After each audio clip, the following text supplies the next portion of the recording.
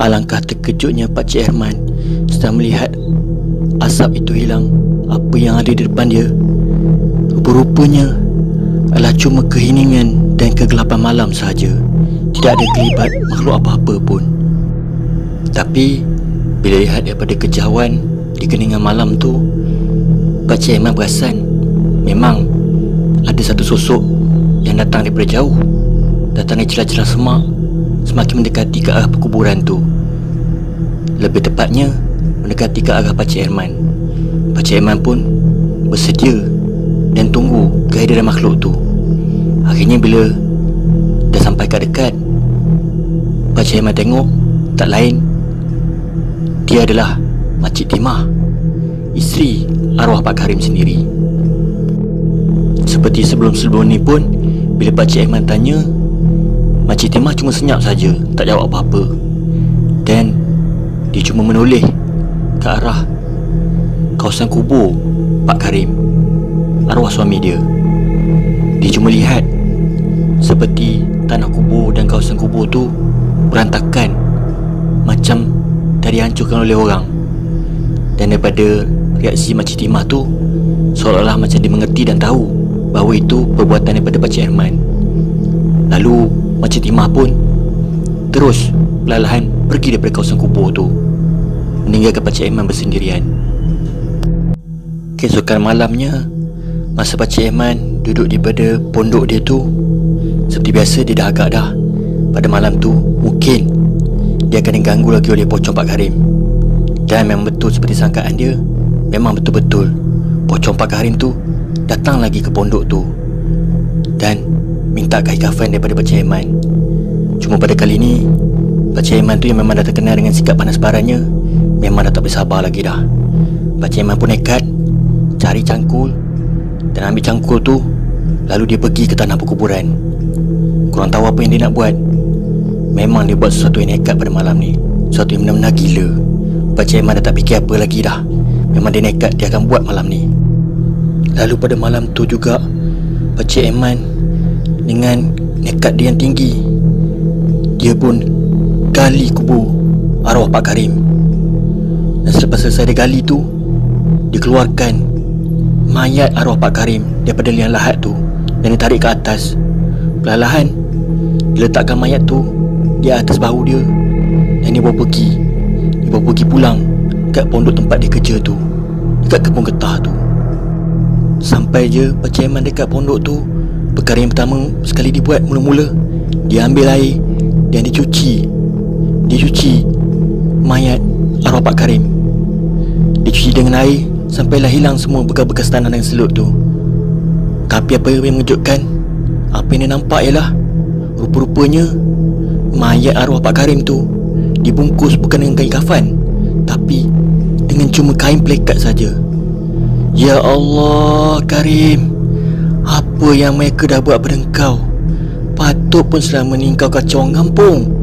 Ya Allah, sampai hati mereka buat engkau macam ni Luah Pakcik Herman dengan penuh rasa kesal, seolah-olah dia tahu bahawa arwah Pak Karim mendengar kata-kata dia tu. Malam tu, lepas Pakcik Herman dah selesai bersihkan mayat arwah Pak Karim tu, dia pun perlahan angkat dan letak jasad Pak Karim tu kat dalam pondok, betul-betul di sebelah tempat tidur dia. Dan pada malam tu, Pakcik Herman tidur di sebelah arwah mayat Pak Karim. Entah macam mana, tiba-tiba cuaca malam tu bertukar ekstrim. Hujan lebat turun, ribut, petir berdentum di langit. Bum, bum, bum. Seolah-olah macam nak beri suatu petanda akan berlaku perkara yang tak baik.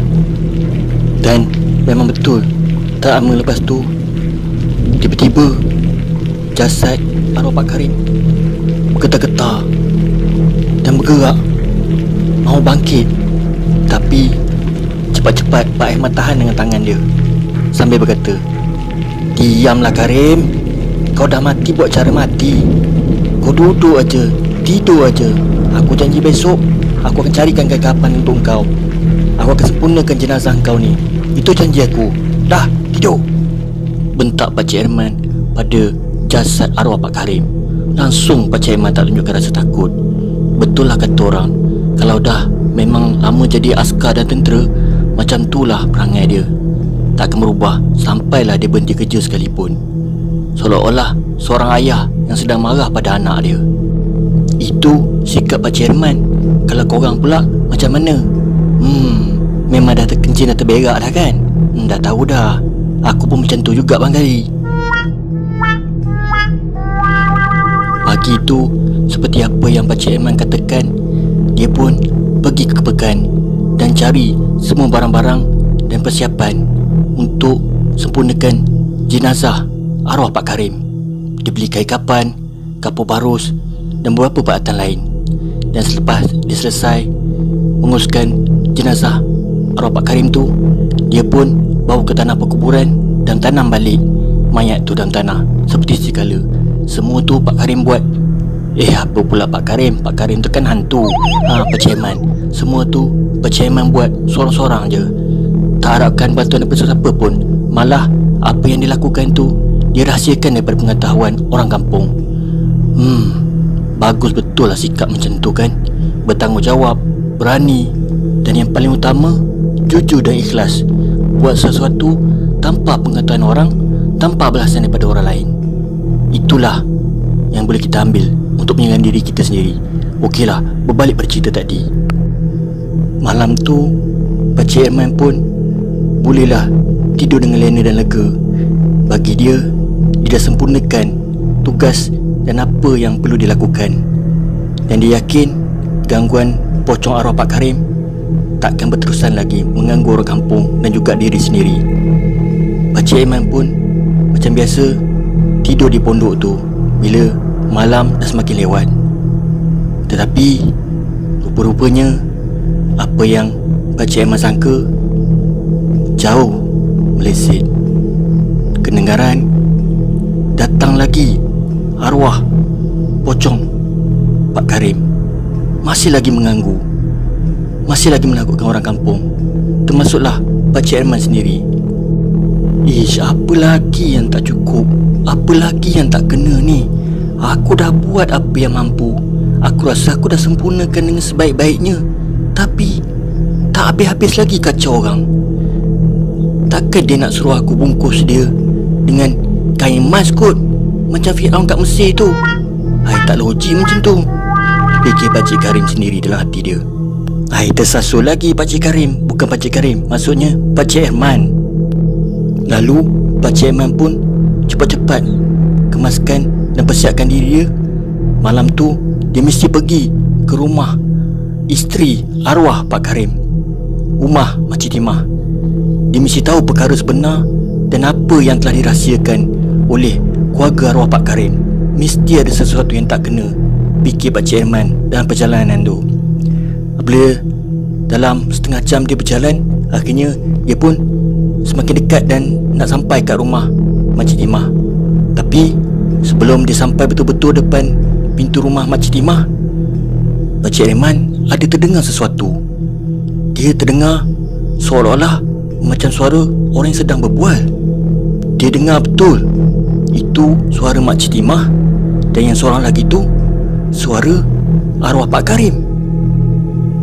Pakcik Aiman pun jadi semakin bingung. Apa sebenarnya ni ya? Lalu dia pun cepat-cepat dan dengan senyap dia mendekati rumah Makcik Timah. Dia pasangkan telinga dia betul-betul di celah-celah dinding rumah Makcik Timah tu. Rumah kampung memang begitulah, ada celah-celah yang berlubang yang boleh nampak orang kat dalam. Kemudian apa yang terkejutnya bila Pakcik Aiman tengok dan mendapati dalam rumah tu rupa-rupanya arwah Pak Karim masih ada lagi. Tak mati pun lagi. Elok, sihat, macam sedia kala. Betul-betul orang yang masih hidup. Ini sudah pasti satu pesugihan, sudah pasti sihir. Ini semua berjanjian dengan setan yang terlaknat. Rupa-rupanya inilah rahsia yang dia buat selama ni.